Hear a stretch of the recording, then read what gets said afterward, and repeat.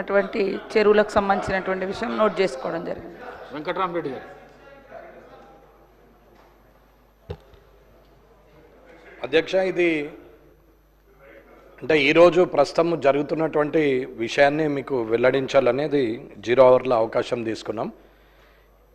ఇవాళ గ్రామాల్లో కానీ పట్టణాల్లో కానీ చేబదులు ఇవ్వడం కానీ, ఎవరికైనా రాత్రిపూట అవసరం పడితే దవాఖానకు అవసరం పడ్డా, లేకపోతే సడన్గా పెళ్లి కుదిరినా వారికి బ్యాంకు లోన్లు కానీ ఎక్కడ కానీ దొరకవు.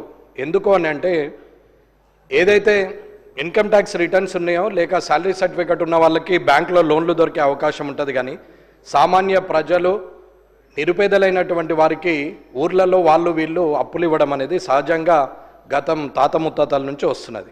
కానీ ఇప్పుడు ప్రస్తుతము జిల్లా ఎస్పీలు ఈ రాష్ట్రం మొత్తం మీద వడ్డీ వ్యాపారం చేస్తున్నారని చెప్పేసి రైడ్లు చేసుకుంటూ వాళ్ళ దగ్గరికి పోయి గ్రామాల్లో వాళ్ళని పట్టుకొచ్చేసి కేసులు చేస్తున్నారు. ఎగ్జాంపుల్గా కామారెడ్డి జిల్లాలోనే 69 రైడ్లు చేశారు, 15 కేసులు చేశారు నిన్న ఒక్కరోజు. మరి ఎమర్జెన్సీ ఉండి రాత్రికి రాత్రి దవాఖానకు వెళ్ళాల్సి వస్తే, ఒకవేళ హైదరాబాద్కి రావాల్సి వస్తే 1 లక్ష రూపాయలు అవసరం పడితే మరి రాజకీయ నాయకులు, ప్రజాప్రతినిధులు ఇస్తారా లేకపోతే పోలీస్ అధికారులు ఇస్తారా? అప్పులు ఎవరిస్తారు? బ్యాంక్ అధికారులు ఇవ్వాలంటే ఇన్కమ్ ట్యాక్స్ రిటర్న్స్ ఉండాలా, లేదంటే శాలరీ సర్టిఫికెట్స్ ఉండాలి. ఇన్కమ్ ట్యాక్స్ రిటర్న్ ఉన్న వాళ్ళు, శాలరీ సర్టిఫికెట్ ఉన్న వాళ్ళకు డబ్బులు ఎట్లాగుంటాయి, ఆస్తులు ఎట్లాగుంటాయి. మరి వ్యవసాయ కూలీలు, వ్యవసాయాధారిత ప్రజలు, వ్యవసాయం మీద ఆధారపడ్డ వాళ్ళు, బిడ్డ పెళ్లి కుదిరిందని 1 లక్ష రూపాయలు అవసరం ఉన్నా, లేకపోతే ఎమర్జెన్సీలో హార్ట్ స్ట్రోక్ వచ్చిందనో క్యాన్సర్ వచ్చిందని హైదరాబాద్ హాస్పిటల్లోకి వచ్చిన 2-3 లక్షలు కావాలంటే గ్రామాల్లో ఉన్నవారే ఇస్తారు.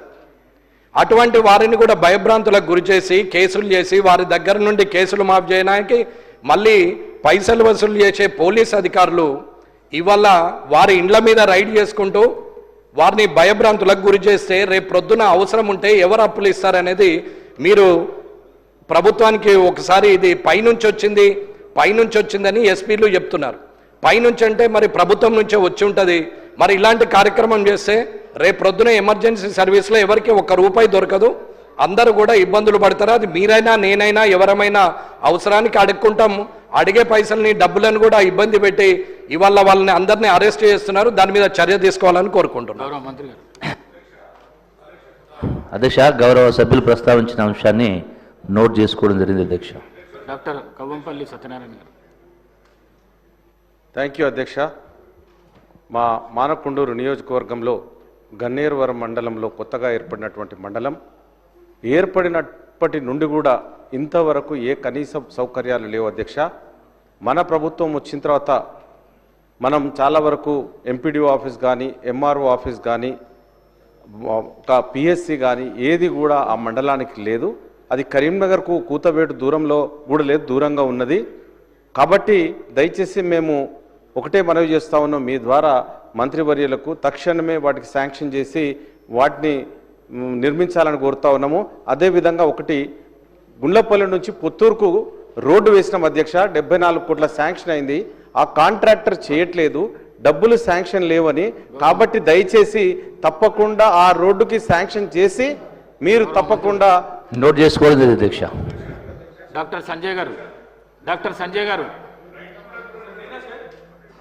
ధన్యవాదాలు అధ్యక్ష. జగిత్యాల జిల్లా కేంద్రానికి గత ప్రభుత్వంలో మెడికల్ కాలేజ్ మంజూరైంది అధ్యక్ష. గౌరవ వైద్యశాఖ మంత్రి దామోదర్ రాజనరసింహ గారిని కూడా కలిసి అక్కడున్న సమస్యల గురించి వివరించడం జరిగింది. ముఖ్యంగా మేడం ఉన్నారు, 320 పడకల ఆసుపత్రి రావాల్సిన అవసరం ఉంది అధ్యక్ష. అదేవిధంగా క్రిటికల్ కేర్ యూనిట్ కంప్లీట్ అయింది, దానికి ఎక్విప్మెంట్ అదేవిధంగా స్టాఫ్ కూడా శాంక్షన్ ఇస్తే అది ఇమ్మీడియట్గా ఫంక్షన్ వస్తే నా దగ్గర నుంచి 3 జాతీయ రహదారులు పోతాయి. మెయిన్ సెంటర్ అది, ప్లేస్ కూడా మంచి ప్లేస్లో కంప్లీట్ అయింది. So critical care unit